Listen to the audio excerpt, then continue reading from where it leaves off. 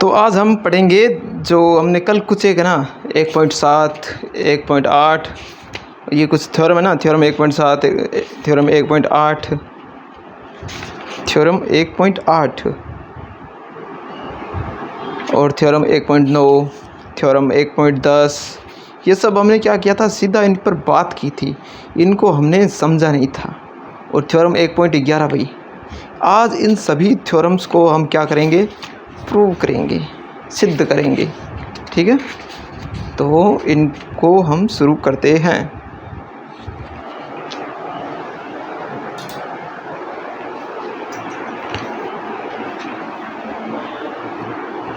तो आज हम शुरू करते हैं कहाँ से, थ्योरम 1.8 से शुरू करते हैं।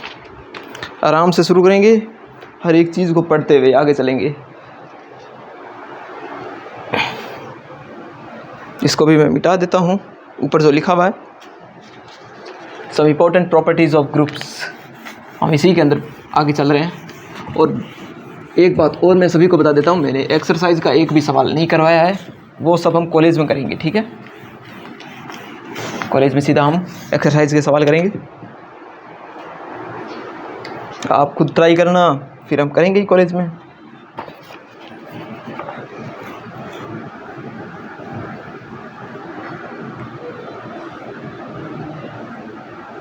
Theorem 1.8,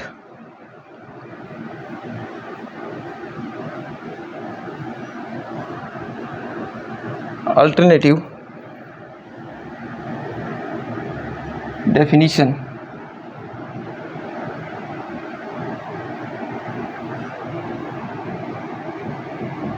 group. तो ग्रुप की ना जो अल्टरनेटिव डेफिनेशन है उसके बारे में बात कर रहे हैं आज। ये भी ग्रुप की डेफिनेशन है। ये डेफिनेशन ऐसे कहती है कि इफ़, अब यहाँ से स्टेटमेंट शुरू हो रहा है, क्या लिखा है कि if for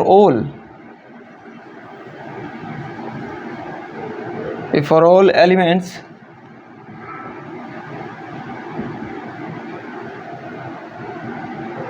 A, B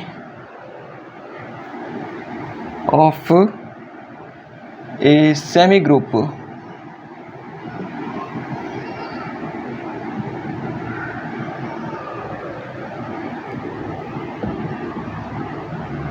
G equations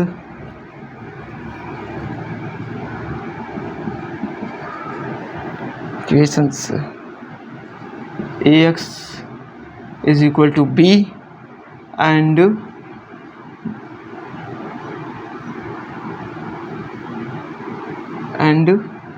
y of A is equal to B have unique solution,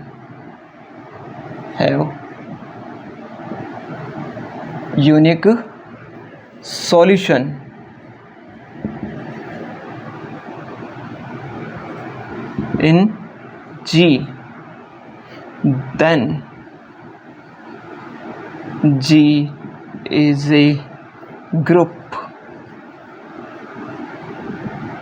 ये है, ठीक है। इसको सभी बच्चे बहुत ही ध्यान से देखेंगे, क्योंकि ऐसा स्टेटमेंट हो सकता है प्रूफ जैसे स्टेटमेंट सीधे सीधे एग्ज़ाम्स में आए। कौन से एग्ज़ाम्स यानी कि जो second grade mathematics, first grade, college lecturer और भी बहुत सारे, जो कि किस प्रकार के एग्ज़ाम्स,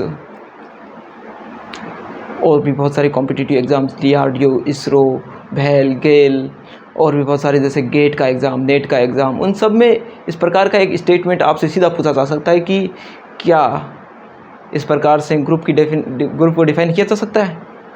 तो बिल्कुल किया जा सकता है। अब हम इसको प्रूव करेंगे, सिद्ध करेंगे। ठीक है, और आज इस क्लास के साथ में मैं एक और बात बताता हूँ कि आज से मैं शुरू कर रहा हूँ जेम की ओर। जेम के सबसे पहले हम पढ़ेंगे किसके बारे में, ये जो मैट्रिक्स वाला जो पोर्शन है उससे शुरुआत करेंगे सबसे पहले। मैट्रिक्स के बाद में हम पढ़ेंगे लीनियर अलजेब्रा के बारे में पढ़ेंगे, और उसके साथ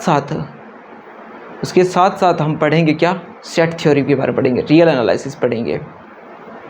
और उसके साथ साथ फिर हम कॉम्प्लेक्स एनालिसिस और उसके बाद हम पढ़ेंगे ओडी के बारे में और पढ़ेंगे। ऑर्डिनरी डिफरेंशियल इक्वेशन और पार्शियल डिफरेंशियल इक्वेशन। इनमें हम क्या करेंगे कि हमारा जो ओरिएंटेशन होगा, हमारी जो अप्रोच होगी वो होगी सॉल्यूशन अप्रोच ना होकर नेचर ऑफ सॉल्यूशन होगी। सॉल्यूशन की अप्रोच तो आप बीएससी में देख लोगे। बीएससी में क्या होगा कि आपको एक ओडी या पीडी दी होगी, ऑर्डिनरी डिफरेंशियल इक्वेशन या पार्शियल डिफरेंशियल इक्वेशन, उसको आप सीधा सोल्व करना होगा और उसका सॉल्यूशन फाइंड करना होगा। लेकिन हमारा जो नेट और जेम में जो और गेट में जो अप्रोच है वो थोड़ी डिफरेंट होगी। उसमें हम पता है क्या करेंगे, उसमें हम क्या करेंगे कि सॉल्यूशन की नेचर पर काम करेंगे। सॉल्यूशन की नेचर कैसी है, सॉल्यूशन पीरियोडिक है, सॉल्यूशन जीरो की ओर टेंड कर रहा है। जब हमारा एक्स इन्फिनिटी की तरफ जाएगा तो हमारा सॉल्यूशन कहाँ जाएगा, क्या वो जीरो की तरफ जाएगा या एक कांस्टेंट वैल्यू की तरफ मूव करेगा, किस प्रकार से होगा, उस सब के बारे में हम बात करेंगे।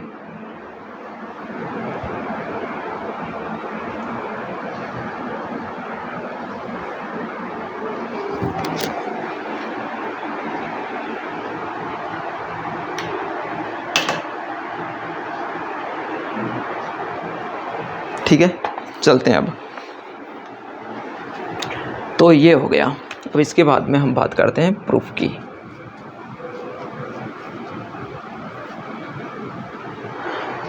इसमें हमें एक चीज़ दी गई है कि जी है वो सेमी ग्रुप है। तो जी अगर सेमी ग्रुप है, सबसे पहले हम क्या करेंगे, ग्रुप में जो गिवन है वो सब लिख लेंगे। गिवन क्या है कि G is a semi group, ठीक है। और उसके साथ साथ क्या कि ax is equal to B comma Y of a is equal to b, ये दोनों इक्वेशन है यूनिक सॉल्यूशन इन जी। तो ये दो चीज़ें हमारे पास में है, ठीक है। इन दोनों पर हम बात करेंगे।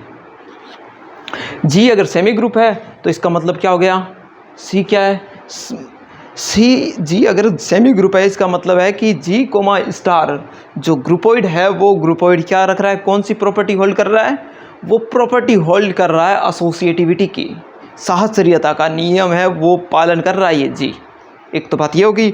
और A X equal to B और Y A is equal to B है, ये दोनों के दोनों क्या है, दोनों के दोनों, इन दोनों के सॉल्यूशन जो भी सॉल्यूशन आएंगे वो सॉल्यूशन यूनिक होंगे और वो किसके अंदर होंगे, जी के अंदर होंगे। ये बात है। तो ये दोनों चीज़ें हमें दी हुई है और इसके साथ ही हमें क्या करना है, हमें ये बताना है कि जी है वो ग्रुप है। तो ग्रुप के लिए एक एसोसिएटिविटी वाली प्रॉपर्टी तो दे दी इसने पहले ही, वो हमें प्रूव नहीं करनी। एसोसिएटिविटी के अलावा क्या होता है, उसके अलावा प्रॉपर्टी है कौन सी, आइडेंटिटी और इनवर्स। ये दोनों हमें दिखाना होगा कि ये दोनों होल्ड हो रहा है।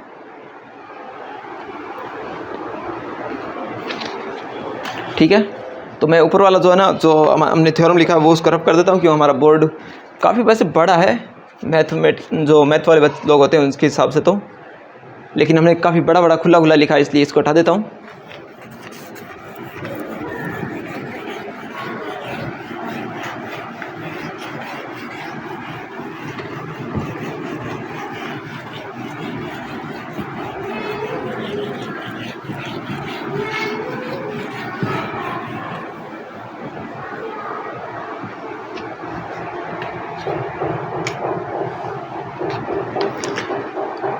ये है। अब इसका क्या करते हैं, इसमें लिखा है कि अगर जी सामी समूह है, सेमी ग्रुप है, जी वो अगर सेमी ग्रुप है, इसका मतलब कि सेमी ग्रुप होने के लिए क्या होता है, एसोसिएटिव होता है। एसोसिएटिव के लिए क्या होगा, कम से कम 3 एलिमेंट होंगे इसके अंदर। किसके अंदर, जी के अंदर। जी के अंदर कितने एलिमेंट होंगे, 3 एलिमेंट होंगे। तो मान के चलें कि जी के अंदर क्या होगा, जी के अंदर ए होगा, बी होगा और इसके अलावा आइडेंटिटी एलिमेंट भी होगा, मान लेते हैं बिल्कुल। तो सबसे पहले हम क्या मान लेते हैं कि जी है वो अरिक्त समुच्चय है। When G is semi group then G is non void, तो जी नॉन वॉइड होगा, अरिक्त होगा, नॉन वॉइड सेट। ठीक है, लेट ए बिलोंग्स टू जी। ठीक है, ए बिलोंग्स टू जी। अब क्या करें, अगर ये है तो हम क्या करते हैं, दोनों समीकरणों में रख देते हैं, यहाँ पर ए और बी दोनों की जगह ए रख देते हैं। Then A X is equal to A and Y of A is equal to A. अब यहाँ से तो हमारे पास में क्या आ जाएगा, यहाँ से क्या आ जाएगा, यहाँ से तो आएगा कि जो आ जाएगा कि क्या, राइट आइडेंटिटी आ जाएगा। इसको क्या बोलेंगे, राइट आइडेंटिटी को क्या बोलेंगे, इसको बोलेंगे दक्षिण तत्समक राइट आइडेंटिटी, यानी कि जो हो जाएगा क्या, और इन दोनों समीकरणों के भी जैसे यहाँ पर दिए हुए यूनिक सॉल्यूशन हो गए, तो इन दोनों के यूनिक सॉल्यूशन हो गए। Then have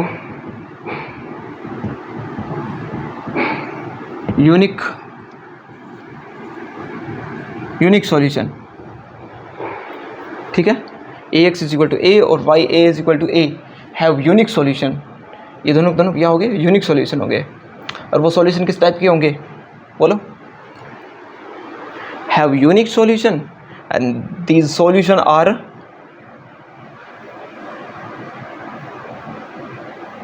and they are E1 and E2। इसका E1 हो जाएगा, इसका E2 हो जाएगा।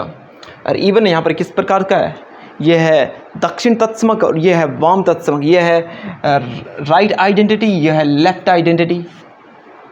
राइट आइडेंटिटी एलिमेंट और लेफ्ट आइडेंटिटी एलिमेंट, ये हो गया। इसके बाद में हम चलते हैं, तो इन दोनों को साथ में लिख देते हैं दोबारा से। क्या होगा, ए E1 बराबर A and E2 A is equal to A. ठीक है, और ये दोनों इस समय को हम क्या दे देते हैं नाम, समीकरण 1 दे देते हैं नाम। ठीक है, क्या नाम दे दिया, समीकरण 1।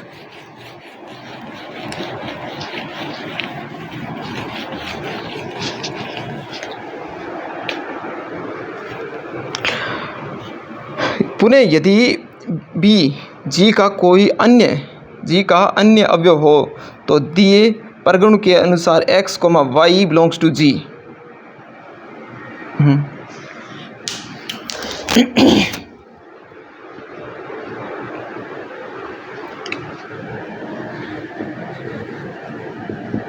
Again B is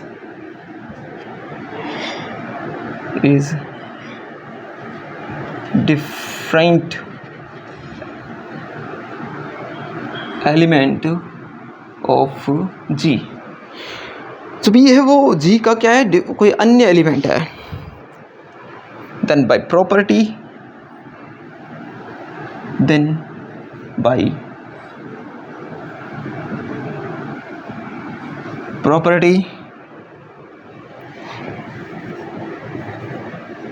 x, y belongs to G। That's why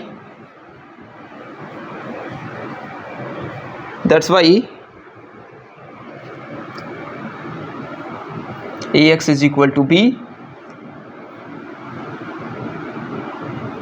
and ya is equal to b। ठीक है, अब हम क्या करेंगे, अब हम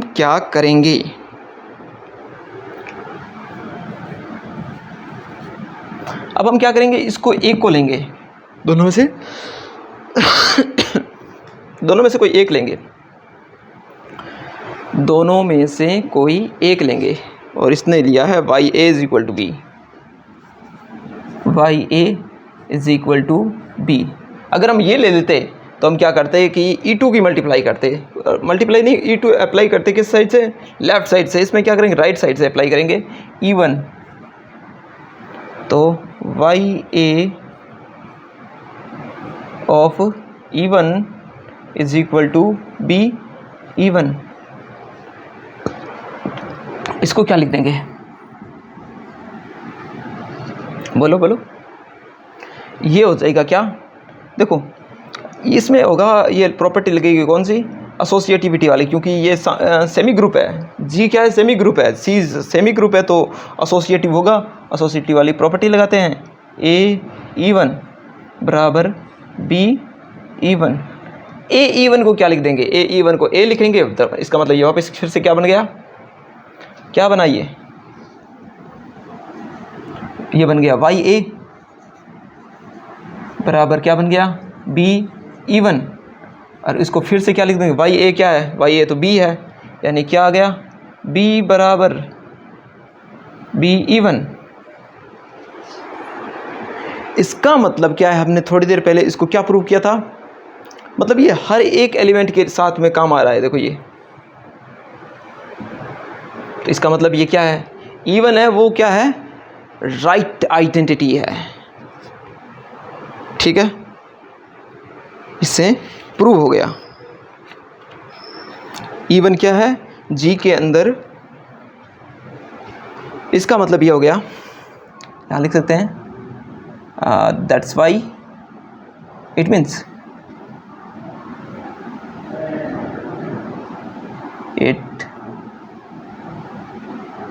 it means even is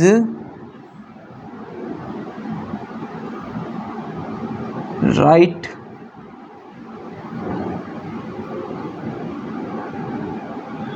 identity, even क्या हो गया, राइट आइडेंटिटी हो गया, ठीक है। अब चलते हैं हम आगे, थोड़ा बढ़ते हैं हम आगे की ओर। जैसे हमने इवन को राइट आइडेंटिटी प्रूव किया है, उसी तरीके से हम क्या कर रहे हैं, ई2 को भी लेफ्ट आइडेंटिटी प्रूव कर देते हैं।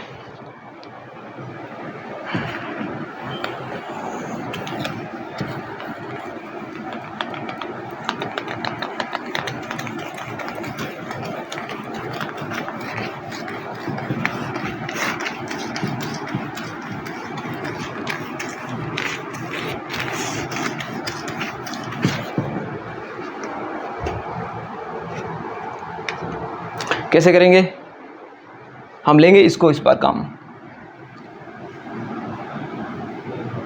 Now ax is equal to B, इसमें अप्लाई करेंगे क्या, लेफ्ट साइड से, किसको, e2 को, e2 of ax e2 b क्या हो जाएगा, ये हो जाएगा। इसमें क्या करेंगे, एसोसिएटिव वाली प्रॉपर्टी लगाएंगे, क्यों लगाएंगे, क्योंकि जी दिया हुआ है क्या, सेमी ग्रुप, E2B,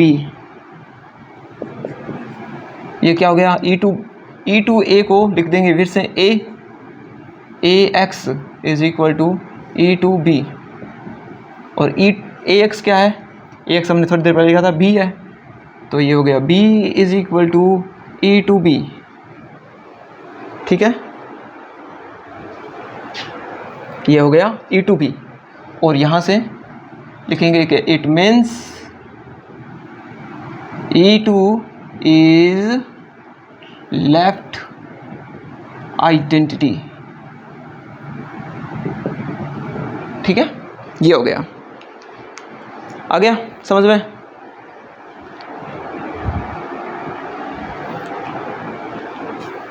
अगर आ गया है समझ में तो इन सब का कोई लेना देना नहीं है, एक तो ये लाइन वाली नीचे वाली लाइन काम की है, एक वो वाली, हमने क्या निकाला है, लेफ्ट आइडेंटिटी और राइट आइडेंटिटी हमने फाइंड कर लिए हैं।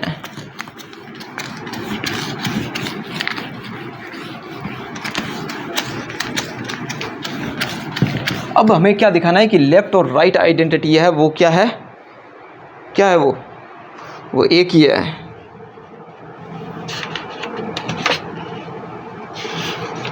और ये वाली बात हमने कहाँ देखी थी, बताई थी,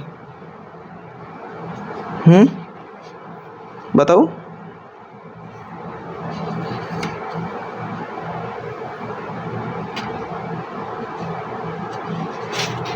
चलो हम बताते हैं फटाफट, इसी बात को प्रूव कर देते हैं।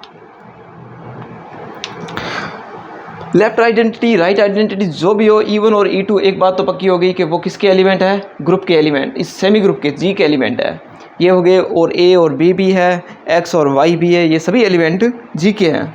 एक तो ये सभी बातें प्रूव हो चुकी है। अब हम क्या लेंगे, काम में लेंगे सभी चीज़ें। E1 सबसे पहले अब हम प्रूव करेंगे कि E1 और E2 बराबर है। वो कैसे करेंगे, when, यार क्या लिख दिया, when E1 is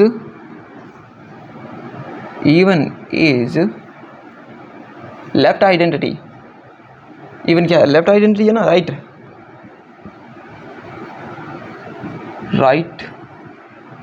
identity, E1 right identity है तो ये राइट साइड में लिखेंगे।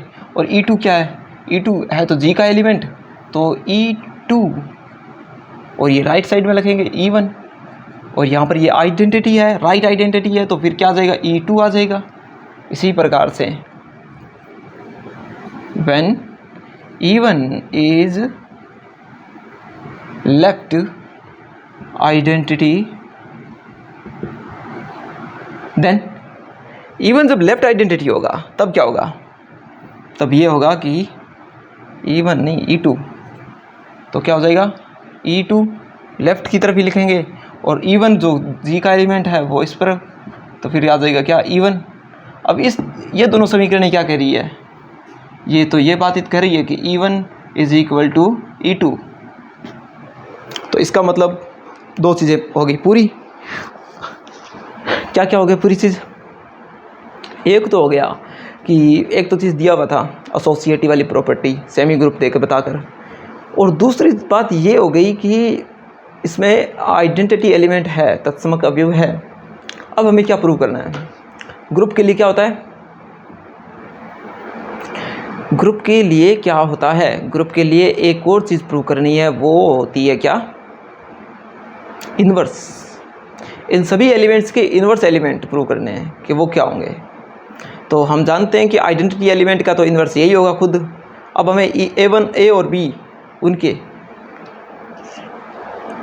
हमें प्रूव करना है कि इस ग्रुप के हर एक एलिमेंट का इन्वर्स एलिमेंट एग्जिस्ट करता है, और वो किसके अंदर है, वो G के अंदर ही है। ये बात हमें प्रूव करनी।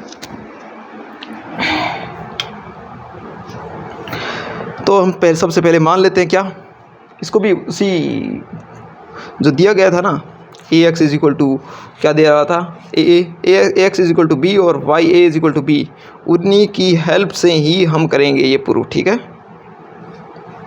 उन सब के हेल्प से ही हम मान लेते हैं। Let XA is inverse of A and Y of A,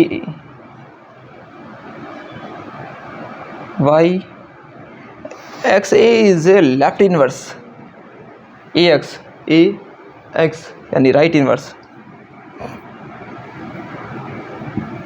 right inverse मान लेते हैं, और YB मान लेते हैं कि लेफ्ट इन्वर्स है, लेफ्ट इज लेफ्ट इन्वर्स। ये दोनों मान लिए हमने। अगर हमने ये मान लिए हैं तो फिर कैसे लिखेंगे इनको लिखने का तरीका तो वही है, AXA is equal to E and, और इसका वाला क्या है, Y of inverse of A, तो YA of A is equal to E। ये ठीक है, यही है। अब क्या करें हम इसका, बताओ क्या किया जाए। जब ये दोनों बराबर है तो इन दोनों की हेल्प से क्या आ जाएगा, इन दोनों में से कोई एक ले लेते हैं। क्या लें इन दोनों में से एक, इन दोनों में क्या करते हैं कि इनमें से मैंने क्या ले लिया, ये पहले वाला ले लेता हूँ। टेक फर्स्ट,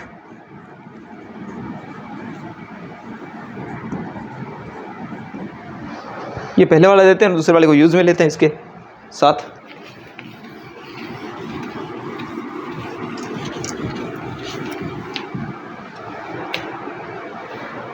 फर्स्ट क्या है, A X A is equal to E. अब हम क्या करेंगे, इसमें यहाँ पर ए लिखा हुआ है, ये रहा ए, यानी इसके लेफ़्ट साइड की तरफ से हम क्या करते हैं, वाई ए अप्लाई कर देते हैं। Y A of A X A is equal to Y of A E. ठीक है, अब हम क्या करेंगे, एसोसिएटिव वाली प्रॉपर्टी लेंगे क्योंकि ये सेमी ग्रुप है, और उससे हम क्या लिख देंगे इसको, Y A of A of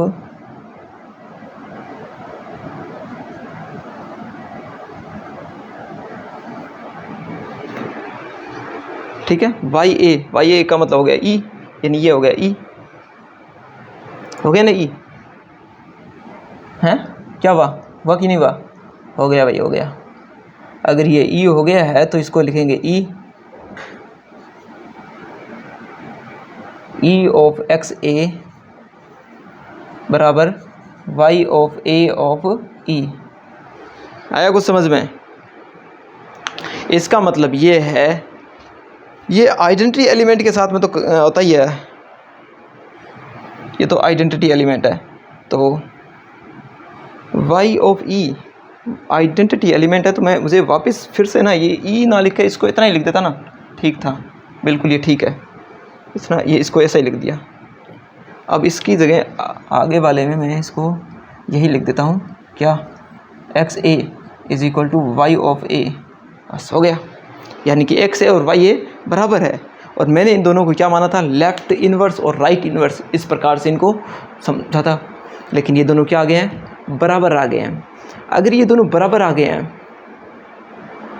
तो इसका मतलब क्या हुआ, मैं किसी भी एलिमेंट का अलग अलग, एक तो ये इसको मैंने बराबर प्रूव कर दिया है, यूनिक, ठीक है ना, अलग अलग नहीं है, ये एक ही है, यूनिक है।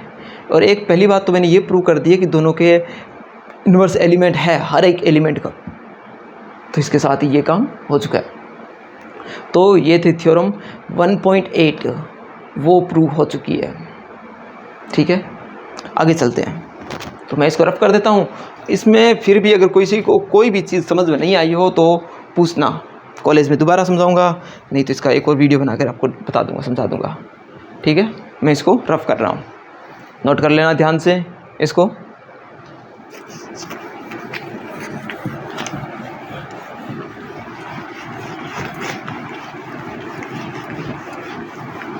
और ये इंग्लिश वाली टर्म्स है, इनसे डरना मत, कुछ भी नहीं है इनमें।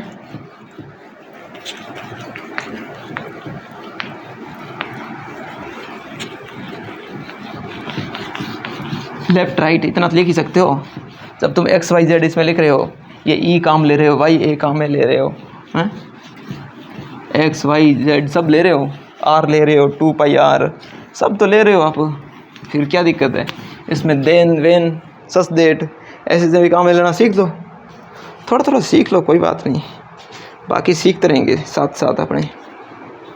ठीक है, अब हम करते हैं theorem 1.9।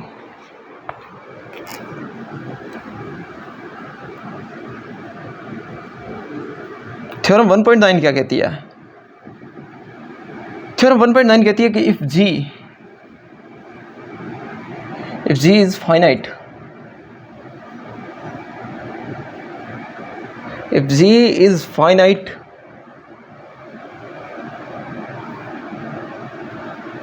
semigroup, if G is finite semigroup such that for any A, B, C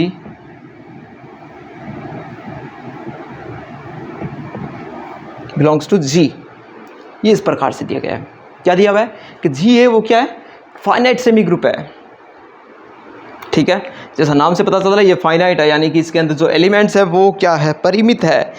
परिमित का मतलब है फाइनाइट है, मतलब कोई भी कितनी भी संख्या हो, जैसे एक एलिमेंट होगा, 2 होंगे, 3 होंगे, 1000 होंगे, लाख होंगे, करोड़ होंगे, अरब होंगे, खरब होंगे, लेकिन फिक्स वैल्यू है, जितने भी है मतलब कि वो है। ऐसा नहीं है कि अनंत है, सीधा ऐसे बात करके नहीं कर सकते, ऐसा नहीं कह सकते कि असंख्य है, नहीं नहीं नहीं, है बाकायदा पर्टिकुलर फाइनाइट नंबर है, जितने भी है गिने जाने वाले हैं, मतलब गिन के रखे हुए हैं अपने, इतने नंबर है, ठीक है। तो उसके बारे में बात चल रही है। तो वो है जी, क्या है, फाइनाइट सेमी ग्रुप है, और उसके क्या लिखा है कि such that for any a, b, c belongs to g। ये g के अंदर 3 एलिमेंट है, a b c। अब इसके साथ में ही एक बात ये लिखी है कि a b बराबर ac, देन b बराबर c, और इसके साथ ही एक चीज़ और लिखी है, and b is equal to b में क्या है, b a is equal to c a। वो क्या हो रहा है, b is equal to c, ठीक है। Then g is a group,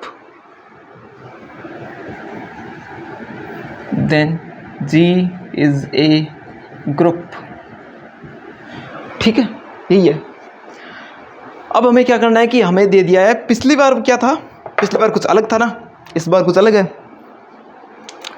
अब सभी बच्चे ध्यान से देखो और इसे और समझो कि पिछली बार क्या था और इस बार क्या है, पिछली बार और इस बार में क्या क्या अंतर है, क्या समानताएं हैं, वो सब देखो।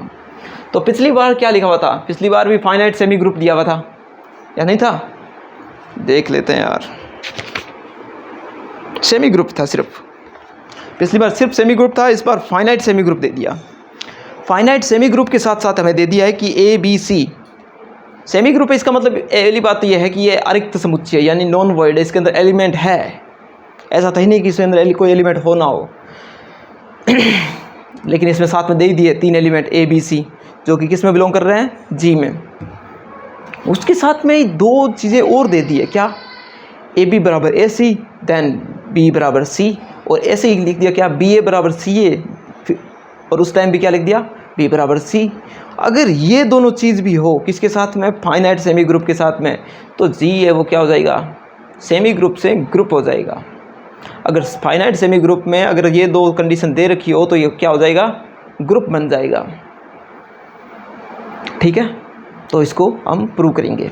तो इसको प्रूव करने के लिए सबसे पहले क्या करते हैं कि इसमें लिखा हुआ है कि फाइनाइट सेमी ग्रुप है, तो फाइनाइट सेमी ग्रुप है तो क्या करेंगे, सेमी ग्रुप है, फाइनाइट है तो इसके सबसे पहले हम जी को मान लेते हैं। जी क्या ले लेते हैं,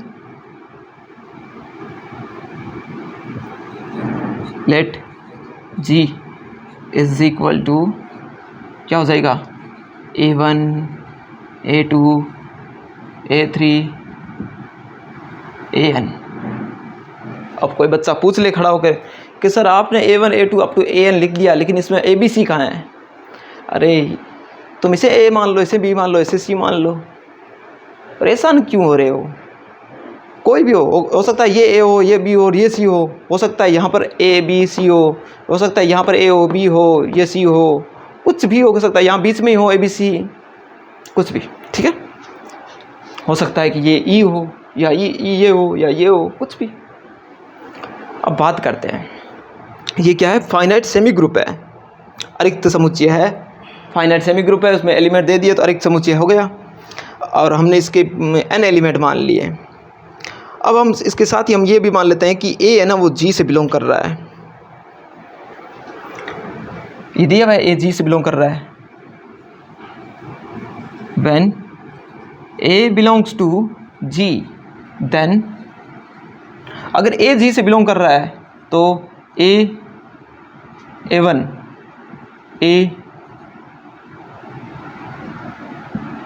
A2 A3 A of AN also belongs to G, ये भी G में बिलोंग करेंगे, इसका मतलब ये A1 A2 A3 up to AN ये सभी के सभी एलिमेंट किस में होंगे, G के अंदर होंगे। ये सभी जी के अवयव होंगे। और जी एक क्या है ये जी एक सेमी ग्रुप है। पुनः ये सभी अवयव भिन्न भिन्न होंगे। तो जी क्या है, एक सेमी ग्रुप है ना। जी एक सेमी ग्रुप है और AA1 AA2 AAN इस प्रकार से लिख दिया हमने। और A से मल्टीप्लाई करने के बाद भी क्या होंगे, ये सभी अलग अलग होंगे। इसका मतलब ये भिन्न भिन्न होंगे, ये अलग अलग ही तो होंगे। इनमें से दो लो, ये एन एलिमेंट थे जो डिफरेंट एलिमेंट थे, तो इनमें से ये दो एलिमेंट मैंने ले लिए साथ में, कोई भी दो एलिमेंट ले लिए। A1 और A2 अलग अलग है, तो इनके जो लेफ्ट साइड में हम A अप्लाई करते हैं, A के साथ संक्रिया करते हैं, तो जो एलिमेंट मिलेंगे वो भी तो अलग अलग ही होंगे। तो मतलब ये सभी के सभी एलिमेंट क्या है, जी के डिफरेंट एलिमेंट है, अलग अलग एलिमेंट है, क्योंकि ये एक सेमी ग्रुप है। तो परिणाम थे इसके साथ में कुछ आगे ये भी लिखा है कि पुनः ये सभी अवयव भिन्न भिन्न हो गए। इसको किस प्रकार से समझा है, लिखा है कि again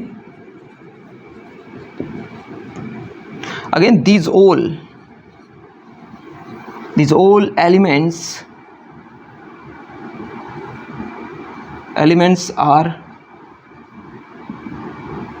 are different from each other.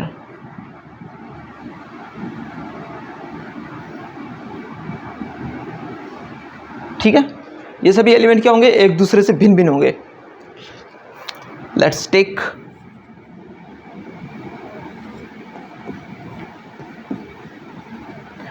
हम क्या करते हैं, दो एलिमेंट लेते हैं, इनमें से रैंडमली कोई दो एलिमेंट उठा लिए, वो क्या थे, और उनको कह दिया कि ये दोनों बराबर है, AI इज इक्वल टू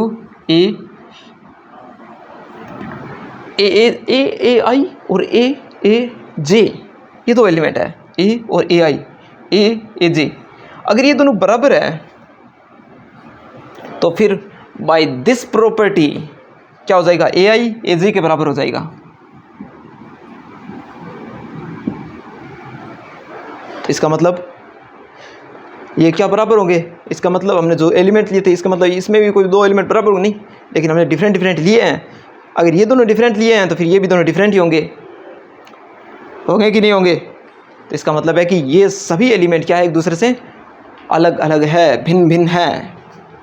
ठीक है, तो लिखा है कि परिणामतः एक के सभी अवयव जी के सभी n अवयव है। इसको मैं कुछ नाम दे देता हूँ।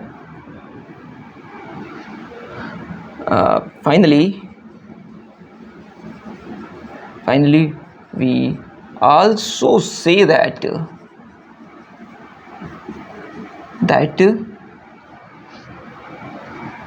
from one, ये जी के अवयव होंगे, ये डिफरेंट अवयव A1 A2 A of AN।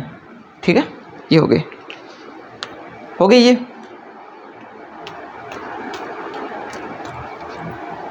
अब मैं क्या करता हूँ, ऊपर जो लिखा है उसको हटा देता हूँ, थ्योरम को। आप सभी बच्चे इसे ध्यान से लिख लेना, ये बात बुक में भी लिखी है, इसे समझ लो, बस इतनी बात है। और कहीं पर भी कुछ भी समझ में नहीं आए तो पूछ लेना, ठीक है, पूछोगे ना।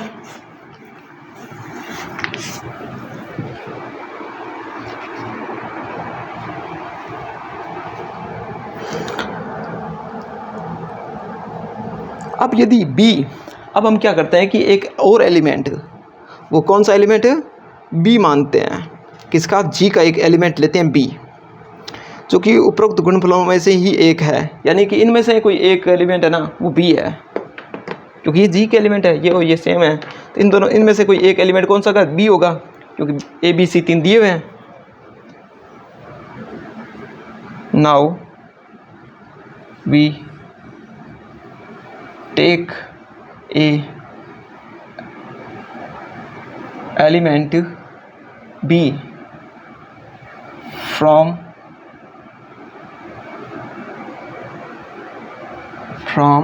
above set। ठीक है, इस सेट में से कोई एक एलिमेंट होगा B, तो इसका मतलब इसको नाम दे दिया AR is equal to B। ठीक है, क्या नाम दे दिया? AR, और AR है वो भी तो G से बिलोंग करेगा। लेट AR इक्वल B और AR also belongs to G। ठीक है, अब हम देखते हैं कि क्या देखते हैं कि किन्हीं A, B belongs to G के लिए समीकरण AX is equal to B का एक अद्वितीय हल है। ठीक है, अब हम देखते हैं, क्या देखते हैं कि AX इज इक्वल टू, ये जो है ना समीकरण, ये पता है क्या शो कर रही है? Now we see that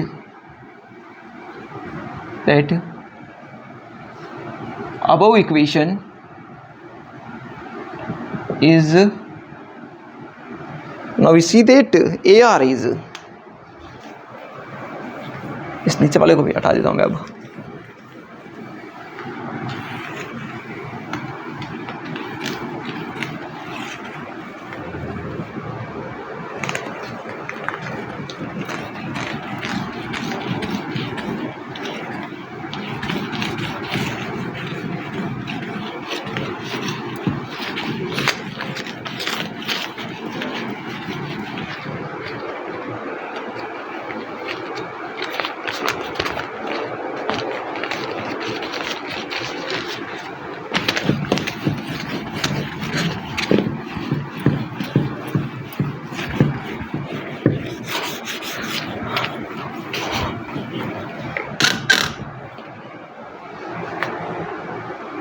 Now we see that, क्या देख रहे हैं कि AR is a unique solution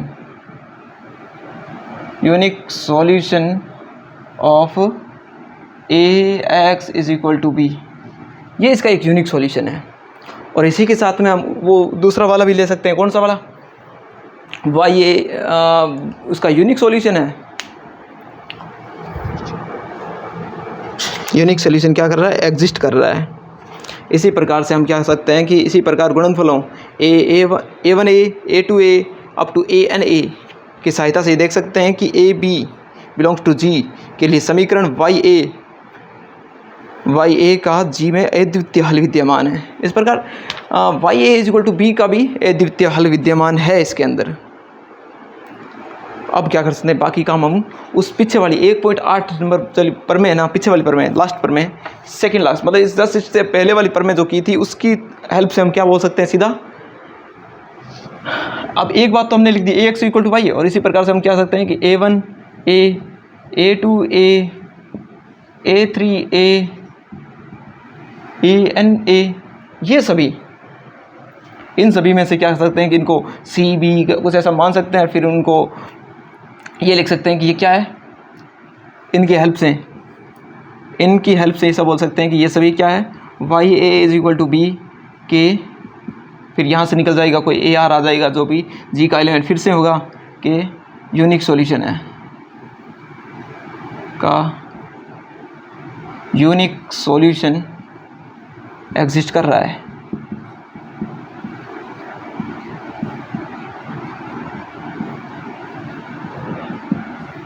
ठीक है, क्या कर रहा है?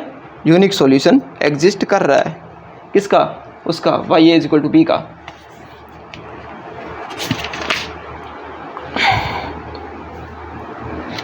ठीक है, तो ये हमने 1.9 कर दी पूरी। अब हम चलते हैं 1.10 की तरफ। थ्योरम 1.10 की तरफ हम चलते हैं। तो आप सभी लोग अपने एक्सपीरियंस बता सकते हो कि आपको कैसा लग रहा है। देखिए ये थ्योरम्स है ना, ये आपको ऐसा लगेगा कि कुछ समझ में नहीं आ रहा है। आप खुद सोल्व करके देखो, खुद समझो, चीज़ों पर टाइम दो, आएगी समझ में। सिर्फ यही होता है इसमें, और कुछ भी नहीं है।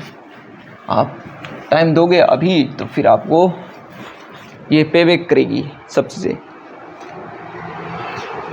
हम पढ़ रहे हैं थ्योरम 1.10, और ये थ्योरम क्या कहती है? ये कहती है कि definition of A group based on left axiom.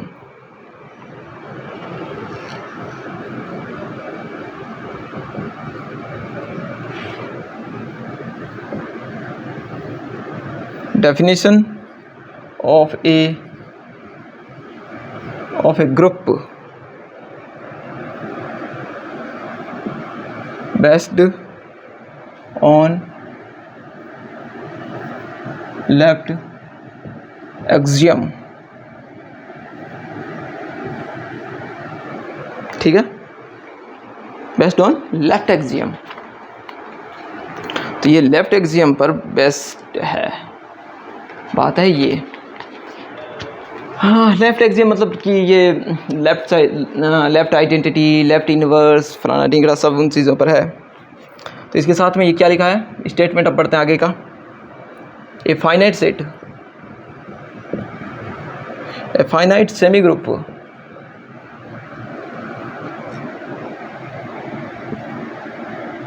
finite semi group G is a group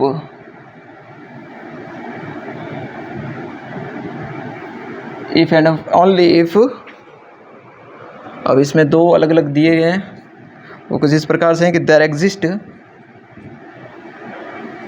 exist E belongs to G such that EA is equal to A, ठीक है, for all A belongs to G, ठीक है। तो ये हो गया left identity, इसका मतलब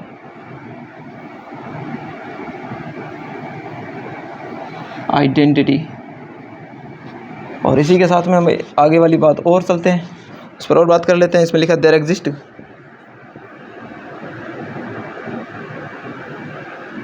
exist B belongs to G such that BA is equal to E for all क्या for all A belongs to G। और ये क्या है, लेफ्ट इनवर्स है।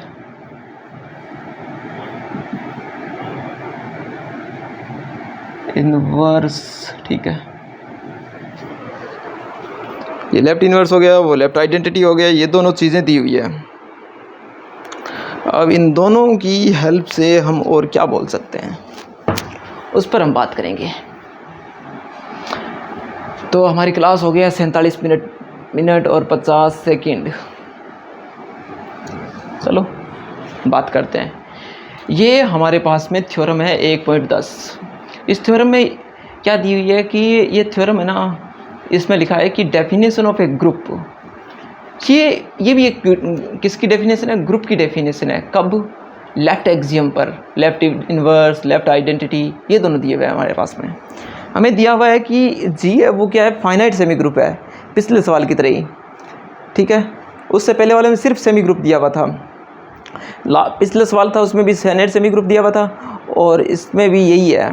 तो फाइनाइट सेमी ग्रुप दिया हुआ है, वो ग्रुप कब होगा, वो ग्रुप तब होगा जब ये दोनों कंडीशन फुलफिल करेगा। कौन सी, लेफ्ट आइडेंटिटी और लेफ्ट इनवर्स वाली, ठीक है। इन दोनों को जब वो फुलफिल करेगा तब वो क्या करेगा, एग्जिस्ट करेगी। चलो पढ़ते हैं, समझते हैं, सीखते हैं। तो इसमें लिखा है, किताब में क्या लिखा है आपकी बुक में लिखा है कि जी एक ग्रुप हो, ठीक है। और ग्रुप की परिभाषा के अनुसार क्या होगा, सेमी ग्रुप दिया हुआ है। तो हमें क्या क्या फाइंड करना है, इसका फाइंड आउट क्या करना है। तो सेमी ग्रुप जब दे रखा है तो हमें सिर्फ क्या करना है, एक तो आइडेंटिटी और एक इनवर्स दोनों ज्ञात करने हैं। आइडेंटिटी में भी एक आइडेंटिटी तो दे दिया इसने, कौन सा वाला, लेफ़्ट वाला। हमें तो सिर्फ राइट वाला फाइंड आउट करना है, ठीक है ना। हमें करना है राइट आइडेंटिटी, लेफ़्ट आइडेंटिटी वो दे दिया है हमें, ठीक है, दे दिया है। तो लिखा है कि तो ग्रुप की परिभाषा के अनुसार उपरोक्त दोनों गुणधर्म सत्य है, बिल्कुल सत्य है। ग्रुप की डेफिनेशन के दोनों होते हैं, लेफ्ट आइडेंटिटी होता है, लेफ्ट इनवर्स होता है, लेकिन उसके साथ साथ में राइट आइडेंटिटी और राइट इनवर्स भी होता है, और दोनों बराबर होते हैं। तो वो जिन्हें भी दिखानी है हमारे पास में, क्या आधी बात है, और आधी चीज़ें हमें अपनी तरफ से शो करनी है कि वो भी होगी।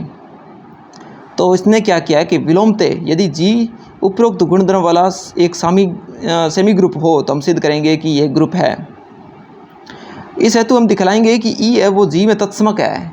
जो E दिया है ना वो लेफ़्ट आइडेंटिटी ना होकर वो लेफ़्ट आइडेंटिटी भी है, राइट आइडेंटिटी भी है, ये हम दिखाएंगे। और इसके साथ ही हम ये भी दिखाएंगे कि B है ना वो सिर्फ लेफ़्ट इन्वर्स नहीं है, राइट इन्वर्स भी है। तो EA is equal to AE for all A belongs to G। और इसके साथ में BA is equal to E is equal to AB। तो ये भी दोनों चीज़ें दिखाएंगे, ठीक है, ठीक है ना।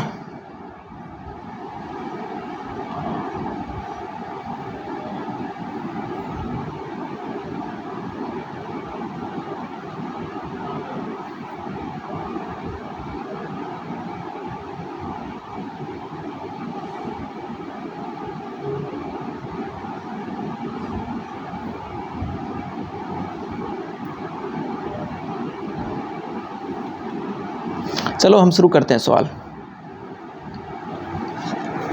शुरू करते हैं हम इसको।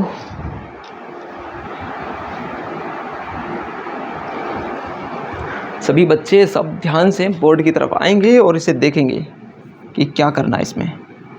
प्रूफ है ना, प्रूफ लिखना है इसको, ये प्रूफ है, सॉल्यूशन नहीं है, ये प्रूफ है।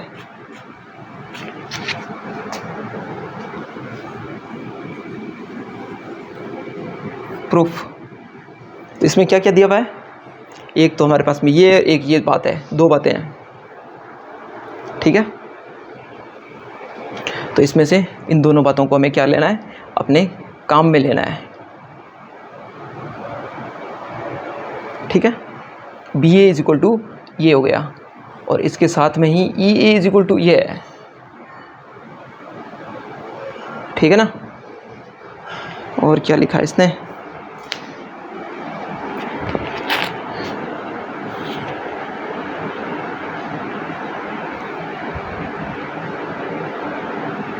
इसने लिया है कि CB, C है वो B का इन्वर्स है, ये लिखा है इसने।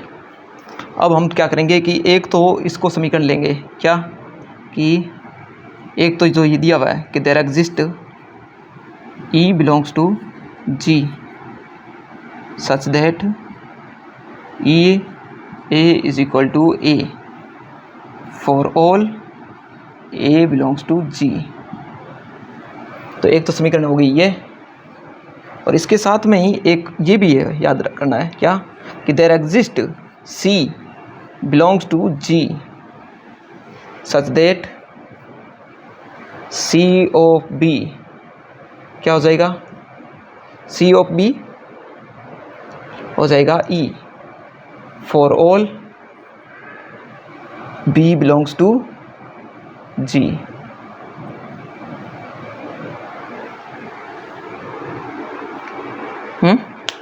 ये तो है ही, और ये हमें दिया गया है, इसके साथ में हमने ये भी मान लिया है।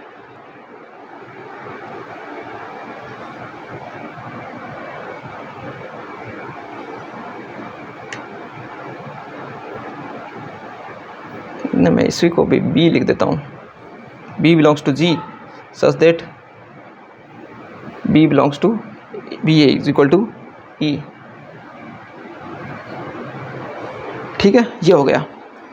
और इसको समीकरण 2 मान लेता हूँ।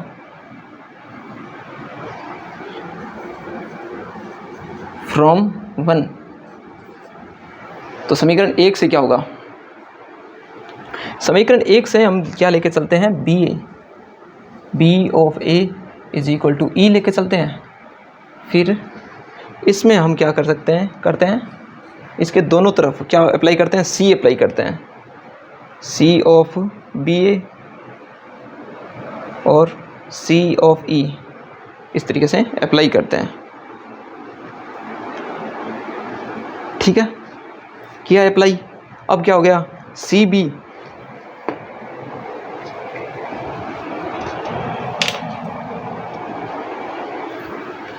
मैं इस ऊपर वाले जो थ्योरम लिखी था स्टेटमेंट थ्योरम का वो हटा देता हूँ।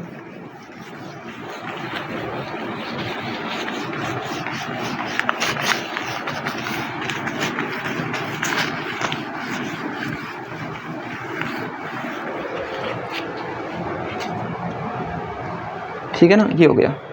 अब इसको मैं फिर से लिखता हूँ, क्या इसमें एसोसिएटिव क्यों दिया हुआ है, क्या दिया हुआ है कि जी एक सेमी ग्रुप है, सेमी ग्रुप है तो एसोसिएटिव तो होगा, तो इसमें सी ऑफ बी को अलग लिख देते हैं, फिर ये ए बराबर सी ऑफ ई। अब क्या होगा, सी ऑफ बी तो ई है, समीकरण 2 से, तो इसको फिर से लिख देते हैं, क्या लिखें, बी नहीं ई ऑफ ए। कुछ रोड़ा है क्या,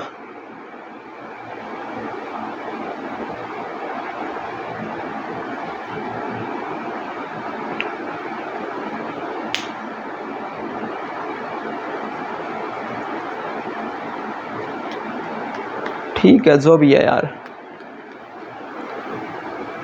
तो सी ऑफ बी है ना, वो तो ई है, ये रहा ई लिख दिया मैंने, ई ए बराबर सी ऑफ ई। क्या करें भाई इसका, हैं कुछ दिख रहा है क्या काम की चीज़ इसमें,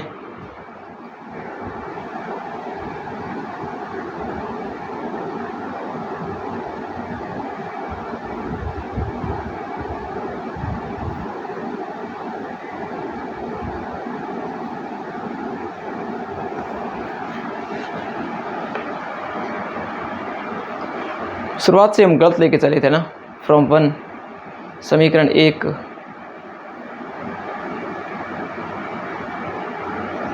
चलो यार थोड़ा सा आगे था, मिटा के दोबारा कर देते हैं, आप ही ध्यान से हटाओ इसको। हमें क्या दिखाना है, बी ए इजिक्वल टू ई है, हमें दिखाना है ए बी इजिक्वल टू ई, वो भी ई होगा, यही दिखाना है ना, यही दिखाना है, तो करते हैं फटाफट यही काम लेके चलते हैं। क्या लेके चलते हैं, A B is equal to, और इसमें हमें क्या एक चीज़ तो दी हुई है, क्या लेफ़्ट आइडेंटिटी भी दी हुई है ना, तो इसको लिख देते हैं ई ऑफ ए बी, ठीक है। तो ई को क्या लिख देते हैं यहाँ पर, यहाँ से नीचे से ये लिख सकते हैं, सी बी लिख देते हैं, C of B of A B, और इससे क्या लिख देंगे, सी अलग कर देते हैं, ये बी ए कर दिया और ये बी हो गया, और बी ए क्या है, ये ई है, यानी कि C of E of B. C of E क्या होगा, सी ऑफ ई का पता नहीं, लेकिन ई ऑफ बी तो ना लेफ्ट आइडेंटिटी वाली बात तो दिखी हुई है, तो सी बी होगा ये इसमें रख के, और सी बी फिर से ये रहा ई, यानी कि ए बी बराबर भी ई है और बी ए बराबर ई है, यानी कि ये क्या है, लेफ्ट इन्वर्स और राइट इन्वर्स दोनों बराबर है, दोनों एक ही है। ये तो बात होगी एक। और इससे पहले क्या प्रूव करना था, आइडेंटिटी भी प्रूव करना है, वो तो हमने अभी किया ही नहीं है, तो वो भी लेके चलते हैं। तो हमने अपने स्टेटमेंट में क्या लिखा था, हैं बोलो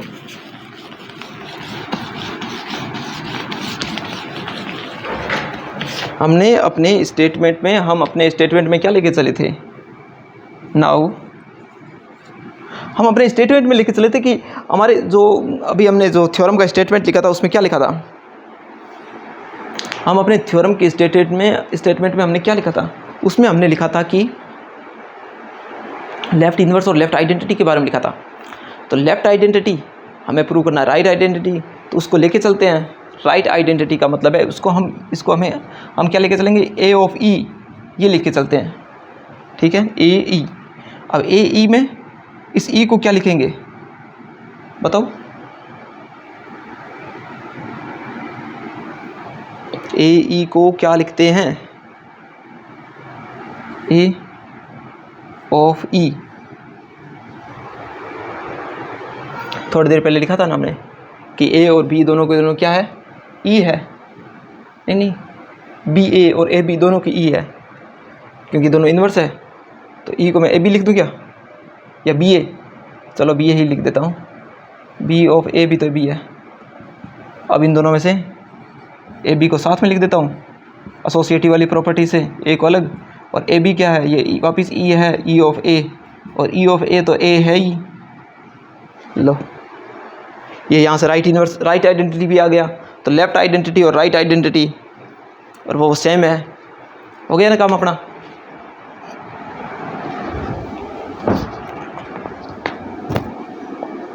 ठीक है, तो हमने इसमें तत्समक भी प्रूव कर दिया और इन्वर्स भी प्रूव कर दिया, तो इसका साथ ही हमारा थ्योरम 1.10 भी हो गया। अब हम करते हैं थ्योरम 1.11, ठीक है, जो कि 1.10 की हेल्प से होगा, क्योंकि इसमें कुछ भी नहीं है। इसमें लिखा है राइट एक्सियम। हमने अभी बात की थी सभी पूरी की पूरी हमारी जो बात थी अभी थी लेफ्ट एक्सियम पर, तो और अब हम करेंगे राइट एक्सियम पर बात करेंगे, और वो हो जाएगी, इसको छोड़ देता है, इसको ये आप पर छोड़ दिया मैंने। थ्योरम 1.11 और थ्योरम 1.10 में कुछ भी अलग अलग नहीं है, वो एक ही बात कर रहे हैं। उसमें लेफ्ट एक्सियम थी, इसमें राइट एक्सियम, यानी कि उसमें लेफ्ट आइडेंटिटी दे रखी थी, लेफ्ट इन्वर्स दे रखा था, इस बार में राइट आइडेंटिटी और राइट ही इन्वर्स दे रखा है। ठीक है, अब हम अगली थ्योरी के साथ चलते हैं, थोड़ी थ्योरी और पढ़ते हैं, उसके बाद वापस थ्योरम्स पर आते हैं,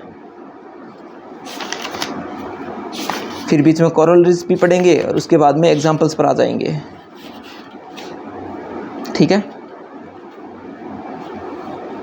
चलो शुरू करते हैं।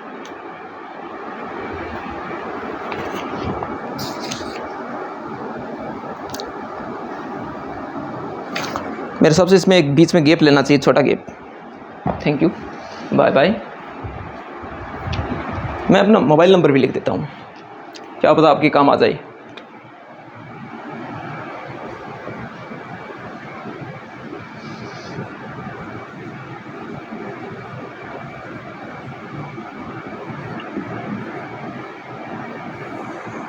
ये एक मेरा मोबाइल नंबर है, आपको कोई भी सवाल समझ में नहीं आए तो आप इस पर व्हाट्सएप कर देना, ठीक है।